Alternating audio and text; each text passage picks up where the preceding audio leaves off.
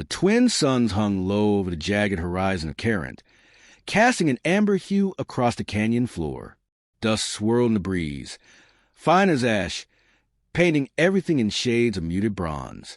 Once a thriving stronghold, the ravaged planet bore the scars of a war that had ended in name only. Soldiers marched in silence now, their footfalls a rhythm of control rather than chaos. But the air still felt thick with waiting violence. Commander Tlari stood at the crest of a dune, her blue skin absorbing the warmth of the suns, while her cold eyes scanned the valley below. She wore her armor like second skin, sleek, black alloy contoured to her live form, ceremonial in detail but functional in every line. Her braided hair, golden like raw or coiled over one shoulder, neat and deliberate. Beneath her calm exterior, a storm broiled. Today was supposed to be peace, or at least a first cautious step toward it. Behind her, the alien delegation, high officers, envoys, and young recruits, waited in formation. Each of them wore the same armor, but none bore the same history. Tlari had fought through the bloodiest campaigns, watched cities fall and comrades vanish in flame. Her every order had carved survival from despair. She had not earned rank through negotiation. She had not forgotten. From across the expanse, the human envoy arrived. Their own armored procession moved with rigid precision, a sharp contrast to the fluid grace of the Chiron. Tlari's gaze narrowed as she scanned their faces. Sharp-jawed diplomats, battle-worn generals, and soldiers masked behind mirror visors. Among them was one figure that held her attention. Taller than most, broad-shouldered, silent. He wore no insignia. The matte black of his armor was familiar, almost archaic compared to the polished tech of the others. His steps were measured, deliberate, like he was measuring the ground with each move. Tlari watched him too long, even as her aide whispered status updates beside her. Something about him pressed against the edge of memory. The welcoming ceremony passed with diplomatic pleasantries and ritual speeches. The leaders shook hands, offered scripted commitments to mutual rebuilding. But Tlari kept her eyes on the silent one. When the human group was dismissed to temporary quarters, she broke formation without a word and followed. He moved through the narrow corridors of the compound like a ghost, saying nothing, not even glancing at those who passed him. Tlari caught up in a quiet hall lit by filtered skylight. "You," she said, her voice sharp, cutting through the silence like a blade. The soldier stopped. He turned slowly, and though the visor still covered his face, she felt his attention lock onto hers. "Remove your helmet," she ordered. He didn't move. Her hand drifted toward the hilt of the ceremonial blade at her side. "Now." A long pause. Then, with mechanical grace, he reached up. The helmet hissed as it detached, releasing a faint vapor trail. He pulled it free and lowered it to his side. The air left her lungs. His face, scarred, older, but unmistakably his, met hers with silence heavier than war drums. "Impossible," she whispered. Then louder, disbelieving, almost angry. "Didn't you die?" Jace Riker blinked. No smile, no drama. Just those same iron eyes from the day he'd stayed behind, pinned beneath burning wreckage, yelling for her to run. He'd been gone 5 years. She'd buried him in her mind, mourned him in private, refused to speak his name aloud. Now here he was, flesh and breath, staring at her like no time had passed. "I saw you fall," she said, her voice unsteady for the first time in years. "You saw smoke," he replied, voice rough as gravel. "Not the fire." She stepped back as if struck. Her mind reeled, trying to fit him into the shape of memory. But this man, this ghost, was altered, leaner, harder, shadows clinging behind his eyes like loyal dogs. "What is this?" she asked. "Some deep-tech deception? A clone?" "It's me, Tlari." His voice softened. "I escaped." Her name from his lips undid her. She clenched her jaw, forcing down the surge of heat behind her eyes. "You died saving me," she said, almost accusingly. That sacrifice held meaning. You can't just... "I didn't ask to survive." The words cut sharp. "I just did." They stood in silence. The corridor stretched between them like a chasm, one she didn't know how to cross. Outside, A siren blared briefly, just a drill, standard procedure, but it reminded them both of where they were and what the stakes had always been. She turned away first. You should not have come back like this. I had to see if anything still mattered, he said. If you still did. Her steps faltered, but she didn't stop. Report to your command. We'll speak again later. He watched her go. Her braid swung like a pendulum, golden and precise. Behind his quiet eyes, the war still burned. And ahead, something darker waited, something that would make their reunion only the beginning. The night fell over Cairns like a closing wound, slow, silent, and final. Inside the command spire, light panels hummed softly against the walls, casting sterile white across stone and steel. Commander Tlari stood alone in the debriefing chamber, watching the feed loop of the human envoy's arrival, frame by frame. Her eyes returned to man with the matte black armor, the man who had returned from death, Jace Riker. The name was a thorn she had never removed. She dismissed the footage and shut the interface with a sharp gesture. Outside her window, the twin moons hung like silver knives, cold and indifferent. She commanded thousands, survived what most couldn't imagine. But the sight of Riker's face had cracked her resolve more than any battlefield ever had. She turned when the door chimed. Enter. He stepped in, unarmored now, dressed in the dark, tight-woven fabric of the human military's base attire. Without the helmet, the passage of time was clearer. Faint scars lined his jaw. His hair had gone shorter, rougher. The eyes, though, those hadn't changed. Steady, familiar, and dangerous. Per protocol, your presence must be clarified, she said without greeting. You were declared killed in action, your identity verified by both factions. How are you here, Riker? I wasn't ready to die, he said simply, as though that explained anything. She folded her arms. Don't be clever. Not now. He exhaled, slow and measured, and approached the center of the room. I was extracted during the Havros Ridge retreat. Not by my command, by something else. A rogue cell, a breakaway human faction, working in deep shadows. They took me. Her expression hardened. We never recovered your body. We assumed vaporization. They wanted it that way, he said. My death served their silence. Tlari narrowed her gaze. What did they want with you? Riker hesitated, then met her eyes. To build a symbol, a ghost soldier, a war phantom they could control, eventually, but I wasn't the obedient kind. I escaped 3 months ago and have been burning their secrets since. She stepped forward. Why come here now? Why not alert your command first? Because I didn't know who to trust, he said, and because you'd understand before anyone else would. Her eyes flickered. The air between them pulsed with years unsaid. Understand what? She asked. That the war never ended, he replied. Not for everyone. A silence stretched, taut and electric. He took another step forward. They're still working, Tlari, on both sides. Stirring hate, faking attacks, sabotaging peace. They're counting on the ghosts of the war to make sure no one notices the hands pulling strings. And you're the only witness, she said, her tone unreadable. Maybe the only one who lived to speak. She turned away, walking slowly to the wide viewport that looked over the lower canyon. Below, lights blinked softly from outposts and drones. And what do you expect me to do? You appear from the dead and drop this madness in my hands. I don't expect anything, Riker said. I only brought you truth. What you do with it is yours to decide. She remained quiet, her hands resting against the cool metal sill. Her voice, when it came, was lower. You think I'm the same as I was. He moved to stand beside her, his gaze not on the stars but on her profile. I think you're the only one who's still fighting for what's right. She looked at him then, and for a moment the room felt impossibly small. The scars on her heart stirred, old wounds whispering old names. You should have stayed dead, she said not cruelly, but with the weight of 1,000 lost hours. I tried, he murmured. Something in her cracked, and she turned sharply, stepping past him. You'll stay confined to the diplomatic wing for now. I'll initiate a background scan, but it'll be difficult. Your record were archived on a confirmed Kia.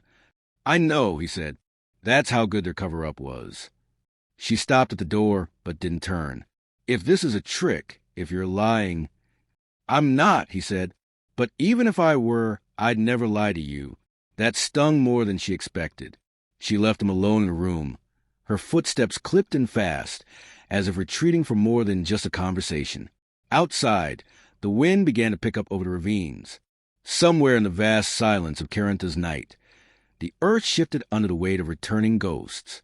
The sun rose harsh and early over Carinth, burning away the mist that clung to the canyon like whispers of memory. Tlari stood atop the outer platform of the spire, armor donned and hair braided tight. Sleep had not come, but she hadn't sought it. The weight of Riker's revelation sat like iron behind her ribs, grinding against every instinct she'd honed through years of command. She had sent a secure transmission to High Command just before dawn, carefully worded, cautiously veiled. Enough to raise an eyebrow, but not an alarm. She needed time and, above all, clarity. If what Riker said was true, they were all standing in a carefully constructed illusion. One fracture, one careless move, and the illusion would fall, either into chaos or a worse order. She turned as footsteps approached. Her second-in-command, Vekes, emerged from the interior, his gait clipped and precise. The human envoy departs in 3 days, he said. Negotiations begin tonight. She nodded, eyes still on the canyon. Increase security around their quarters. Vekes tilted his head. You expect sabotage? No, she said. I expect curiosity. He didn't question further. Loyalty and silence. 2 virtues had kept him alive at her side this long. When he left, she descended from the platform and made her way to the diplomatic wing. The corridors there smelled different, cleaner, somehow artificial. Designed to impress, not endure. A subtle message.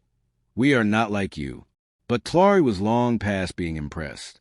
She found Riker seated in a small room, working through encrypted data on a portable interface. He looked up as she entered, eyes narrowing at her expression. You read it, he said, voice low. I did. The files he had smuggled out, fragmented records, intercepted transmissions, half-corrupted schematics, painted a disturbing picture. Coordinated attacks dressed as rogue actions. Supply lines rerouted and blamed on rival factions. Peaceful contacts erased before transmission. And beneath it all, a single, unifying pattern of manipulation. They called themselves the Ark Consortium, Riker said. Started as a black ops think tank on the human side. Somewhere along the line, they became something else, brokers of war.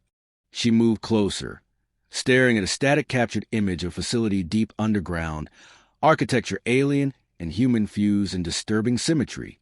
How deep does it go? Too deep. They've infiltrated both governments. Not completely, but enough to stall peace, sabotage trust. They don't want balance. They want dependency. Plari's voice tightened. Weapons dealers? Worse, he said. War is their currency, but belief is their tool. They don't just sell weapons, they sell purpose. To soldiers, to politicians, to the masses. She looked at him then, her voice almost a whisper. Why let you go? I escaped. Barely. I think they underestimated how far I go to burn them. Her jaw flexed. We need proof that's irrefutable. I can get it, Riker said, but I'll need access to Carintha's vault relays. There's data here. The consortium had fingers in the base's foundation, literally. Hidden channels, embedded code. I recognized some patterns when I arrived. Her eyes narrowed. You're asking me to open classified systems to a soldier marked dead for 5 years. I'm asking you to stop the next war before it begins. She held his gaze. Beneath the scars, beneath the gruff certainty, she saw the same man who had stood beside her on 1,000 battlefields. The one who had once saved her by choosing to fall. Trust had once flowed freely between them. Now it was hard-earned, razor-edged. But it was still there. I'll escort you, she said. Together. They moved the bowels of the spire, passing checkpoints that barely paused them. Her authority still unchallenged. They descended through layers of technology in silence until they reached the vault relay core, a cylindrical chamber alive with pulsing light and encrypted hums. Clary keyed in her command authorization. The sealed core opened with a hydraulic sigh. Riker stepped forward, fingers flying across the console. Lines of ancient data streamed upward, his brow furrowed. There, he said, a buried node. Doesn't match the architecture. It's broadcasting, low frequency but persistent. What's it saying? He paused and looked up. Coordinates. Clary stared at him. To where? Riker's face darkened. To the consortium's next target. The chamber lights flickered. An alarm whined, faint but rising. Clary spun to the panel. Unauthorized trace detected. They know, Riker said. Shut it down. He moved quickly, severing the connection, but the damage was done. Somewhere, someone was now aware they had been seen. Clary tapped her comm, locked down the spire. Priority Theta. No transmissions in or out. Confirmed, came Vekas's voice, tight and confused. Riker looked at her. They'll come fast. She nodded. Then we hold faster. Above them, in the corridors they had just walked, shadows were already moving. The storm came without warning. Not a natural tempest, but a precision strike cloaked in silence. Surgical, coordinated, and treacherous. It began with the lights. A flicker, a pause, then total blackout. Clary and Riker stood in the relay chamber as darkness swallowed the air, broken only by the red emergency glow bleeding from the walls. They didn't speak. They didn't need to. Clary drew her sidearm. Riker pulled a compact rifle from beneath his jacket, illegally concealed, but she didn't comment. He moved like he'd done this 100 times in worse places, eyes scanning every vent, every shadow. Then came the first sound, boots, soft and fast, the kind that didn't want to be heard but were. Riker jerked his head toward the eastern corridor. 3 incoming. Clary tapped her comm, but it buzzed with static. Jammed. She motioned for him to flank. They separated, silent, fluid. The attackers moved like wraiths, armor matte gray and faceless, weapons compact and foreign. No insignias, no tags. Not human, not Chiron, just war incarnate. Riker struck first. A shot to the nearest soldier's thigh dropped him before he could react. Clary swept in from the other side, blade drawn, slicing upward beneath an arm plate. One attacker gasped, collapsed. The third turned, but Riker's boot caught his rifle mid-lift, sending it spinning. It ended in seconds. Clary crouched over one of the bodies, inspecting the gear. No identifiers. But this metal, hybrid weave, this isn't standard. It's consortium issue, Riker confirmed grimly. They're testing new tech. She rose, voice steel. Then we sent a message back. More footsteps echoed distantly. Dozens. They didn't have long. They pushed deeper into the vault tunnels, navigating the infrastructure like a bloodline of the base itself. Riker led now, reading embedded sensor pulses like a map, while Clary covered their rear. The spire above was under siege. She could feel it, tension tightening the very stone. And yet, no explosions, no alarms. It was a silent coup. At last, they reached a secured server chamber, a cold, sealed space protected by biometric locks and old-world firewalls. Clary keyed in a triple code. The door slid open with a hiss of compressed air. Inside, Riker moved fast. If I can piggyback their signal from earlier, I can pinpoint their command origin. You'll be exposed. He didn't stop. Then cover me. Data bloomed across the interface like a living organism. Threads of light, clusters of encryption. Riker's fingers danced, sweat beading on his brow. Clary kept watch, weapon raised, every nerve tuned to the beat of danger. Got it, Riker said, voice tense. Transmission hub is mobile, land skimmer, stealth shielded. They're not just attacking. They're orchestrating from inside Caranta's own canyons. Coordinates. He turned, 50 clicks east of here. Before she could respond, a tremor rippled through the floor. A breach. Clary tapped her wristband, praying the interference had lifted. It had. Veka's status. His voice crackled back, distorted but alive. Hostiles inside the North Wing. Unknown origin. I've sealed Section 12. Hold. We're en route. She looked to Riker. We get to the surface. Then we hunt them. He nodded, expression grim. Together, then, they retraced their path through the tunnels, shadows growing longer behind them. At every corner, they expected ambush. None came. The consortium had made their statement. They had reach, they had knowledge, and worst of all, they had nerve. When they emerged into the upper levels, the carnage was subdued but telling. 3 bodies, 2 Chiron, 1 human, lay near the diplomatic hall, weapons still clutched. A warning, a lie dressed in truth. Clary knelt beside the human, inspecting the wound. Shot from behind. He wasn't facing the enemy. Riker frowned. They're staging a false betrayal. She stood slowly, fire rising behind her eyes. They want to fracture the accord, pit us against each other before it can even begin. A distant explosion rumbled from the east side of the spire, small but deliberate. They're going to blame this on rogue Chiron separatists, Riker said. Frame the humans as victims.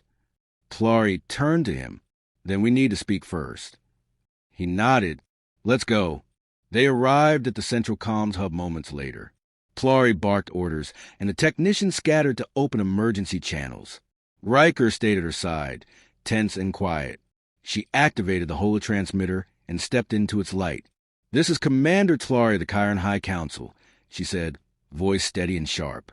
A coordinated infiltration has been executed against our base. The attackers are not aligned with any sanctioned force. They bear no allegiance to human or Chiron authority. This is the work of a hidden entity seeking to undermine our peace. She paused, letting the silence lend weight. I have confirmed visual evidence of non-aligned operatives, armed with cross-tech weaponry and hybrid signatures. These are not rebels. They are engineered ghosts. Behind her, Riker stepped forward. The feed widened to include him. My name is Jace Riker, he said. Declared dead 5 years ago. I was taken by the same force that now attacks us. I escaped to reveal the truth. They have no flag. They serve only conflict. But we can stop them if we don't fall into their trap. Clary nodded once, and the transmission cut. The room buzzed with low murmurs, the tension lifting like steam from overheated stone. Riker turned to her. Now they know we're not blind. They'll come harder now, she said. He smiled faintly. Let them. Outside, the sky had turned dark again. Storm fronts, this time real, rolling in across the horizon. But inside the spire, something had shifted. For the first time since the war, the enemy had a name. And for the first time in years, Clary believed they could win.